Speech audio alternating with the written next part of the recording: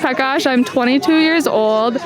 Why should people care? I think the system is designed to suppress people of color, and it's our job as millennials and Gen Z to give voices to those who have been systematically oppressed. And I think racism is just not tolerable in our communities any longer. I think as the younger generation grows up, we're not going to tolerate racism any longer, and then we're pushing for this system of equality and equitable rights for everybody, women, people of color, the LGBT community, and we're just going to keep fighting and keep marching.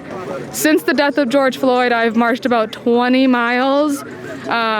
Living in the cities, it's a little bit easier to march because you're up there, but I shout out to the people of Hastings. Hastings is such a hard community to grow up in.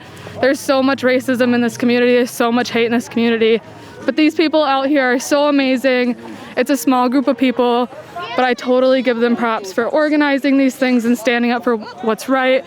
Hastings is only like a 25-mile drive from the cities, and I think that people think that racism ends at the county lines, and it doesn't. Racism is apparent in those entire 30 miles and in this community, and as much as Hastings people would love to hide and believe that none of this is real, it is.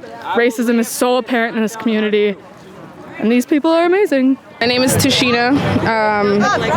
This march and this standing up right now for our people right now is important for me because we all deserve equality. It doesn't matter what color you are, but right now, obviously, it's the darker skin color people that need more equality here. And plus, I have younger children, and it's our right to stand up for what we feel like is right. And when we feel like things are wrong, it should be our right that we can do it peacefully and get our voices out there for a better future for our children, grandchildren, future great-grandchildren, just so that they can grow up happy and love one another more than we do right now. I'm Erica. I'm here because I live with racists, and I think it's disgusting, and I want it to stop. It's not right for people to get gunned down just because of the color of their skin, and for everyone to be able to grow up in an equal society. My name is Kyle Mullen. I'm here today because the America I grew up knowing and loving was all about protecting people, taking care of our neighbors regardless of their skin color or any of their other differences, cherishing their differences if anything. I'm here because to me, Black Lives Matter is patriotism. All lives matter is nationalism. Hi, my name is Jason Lewis Sluckett, and I'm here today to march for Black Lives Matter. What it means to me is that all lives matter to me, and we're doing this for George Floyd because he didn't.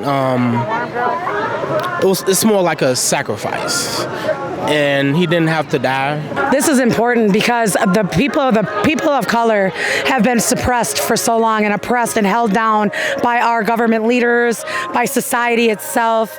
The history has been built on lies. The Black history has not been brought out except for 1 month out of a year and taught in the school district for maybe a week. If they're lucky, they get a week. And my name is Stacy DeVries. I'm from Red Wing, Minnesota.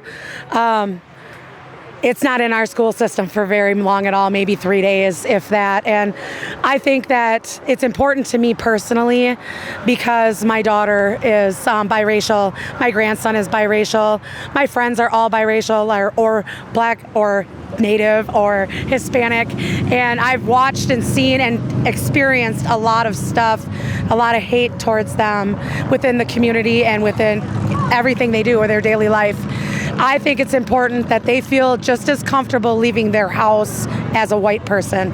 I think that when they leave what they consider their own home, they should be able to step out their doors and get the same rights that I have being white.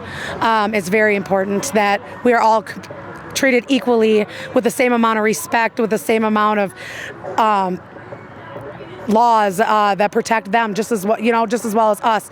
The laws against black people are, I'm going to say that they're laws against them, because it seems like they're guilty before proven, and then they have to prove their innocence, and I don't think that that's right at all. I'm just glad to be part of this event, and I think that the important thing to remember and why this is so vital to keep the momentum going is because whether by accident, subconsciously, we're all guilty of being complacent, and I think it's really, really important to join in unison. And there's power in numbers, and there's power in voice, and we shouldn't stop doing so. So it's an honor to be part of this. It's an honor to be part of this in Hastings, and I think we just need to keep spreading the word and going community to community. Hi, my name is Hayden Schutt, HaydenSchutt, and this movement is important to me, and this march is important to me because racism and instances of inequality aren't just limited to big cities. Things happen here in Hastings, and I'm frustrated that our mayor, our city council, our city administrator have done nothing to acknowledge or voice their support behind people of color or minorities in our community. And if we're a community that is so open and we want to promote equality and acceptance, then we need to show it. All right, so I would like to introduce myself as James. I've been a part of the reason there's daily protests at City Hall every day. Every day at 1 p.m., people show up and we all are standing with our signs politely. It all started because I've messaged the mayor, Mary, multiple times, and I emailed her multiple times, and I got no response. So I made my letter public, and hopefully she'd see it. And once again, she ignored it and whatever. And so I decided to take it into my own hands and stand out there. For a couple days, I was alone with a sign that said Black Lives Matter, saying that black people deserve to live. It shouldn't be an argument, right? And I was spit on, I had garbage thrown at me, I had exhaust shot at me. And keep in mind, it's during a pandemic, so the spitting is insane, I had middle fingers, cusses, and everything. 2 biker dudes said that they were gonna come over and beat me up and stuff, just for saying black people deserve to live. And so that's the importance of, or that's the reason why there should be things in smaller towns like Hastings, You see all the people in the cities, they're out there, and you think, how can I contribute? How can I help? It's important to bring it to the small towns. It's not that racism doesn't exist here, it's that nobody's lifted up the rug to find all the bugs crawling out, I've seen racism, I've looked it in its eyes. They've come out and they've thrown garbage at me. All we're asking for our mayor is to say that black people deserve life, liberty, and the pursuit of happiness, as do everybody else, And the fact that the idea that she can just hide away from it is really frustrating. Her whole thing was Mary for the people, not the podium. We are the people, and we are saying black people deserve to live, and we need recognition, and we need leaders and representatives to prove that they represent us. My name is Joshua Scott, and what this means to me basically is it's an equal opportunity to show that people need to get along. In general, it doesn't matter what sexual orientation, what your religious belief is, what your skin color is. Nothing matters more than what we support. And what we support is up to us, but I'm here to support Black Lives Matter because, honestly, I'm sick and tired of racistness, the racial slurs, everything. A positive anything is better than a negative nothing. I am doing this for my daughter. She's 7. She's mixed. She's biracial. We just moved from the cities back to Red Wing, and starting to really realize how racist the town still is, or people's true colors are really coming out. I think I would say probably before Trump, people were more quiet about their racism, and now it's like he's allowed it to be out there. He's allowed people to spit their slurs and yell things, and my daughter has been picked on for being hairy or for having big thighs, or just different things due to being a mixed race. And I just want her to grow up being proud of being black and loving who she is and have the same rights as everybody else. I don't think that people should have to be fighting for equal rights like they should have had them from the beginning. And it's frustrating, a lot of the backlash that we do get, that people don't believe Black Lives Matter, or they don't feel that black people should have the same rights, or even Native Americans and whatnot. it's really hurtful to me. So I'm out here, my daughter's out here sometimes, but I'm gonna keep fighting until everyone has equality. I'm here to help raise awareness on what really matters today. I have a black husband and 3 biracial children, so they are part of why I'm here, but more importantly, I'm here for every black, indigenous, and people of color.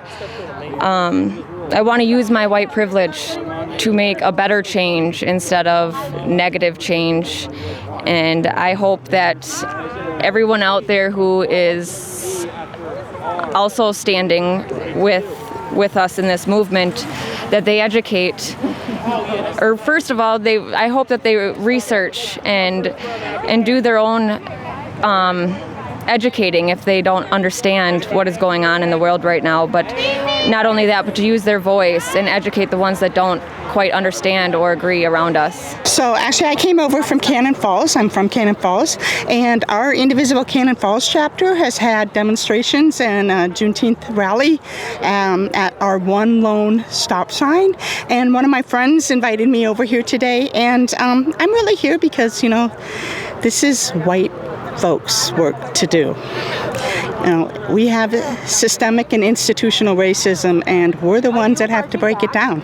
So that's why I'm here. My name is April, and I used to live here in Hastings. It's been 20 years now, but I also joined the Black Lives Matter Facebook page, and I have a friend here. They announced that there was going to be a protest today, and so I thought, I really wanted to participate in it because I think it's important that we deal with racism, and we need to do it head on, and we need to have the difficult conversations about that, around that. And I think the word I like best is equity. And there needs to be a leveling of the playing field is long overdue. And so us white folk, we need to deal with our privilege, and we need to acknowledge that, and that we've been awarded, if you will, opportunities that people of color have not had opportunity to. And I just think we need to open up about this, and we need to talk about it. And George Floyd really, you know, that unfortunate event really opened the floodgates for us to have those difficult conversations, because they're happening.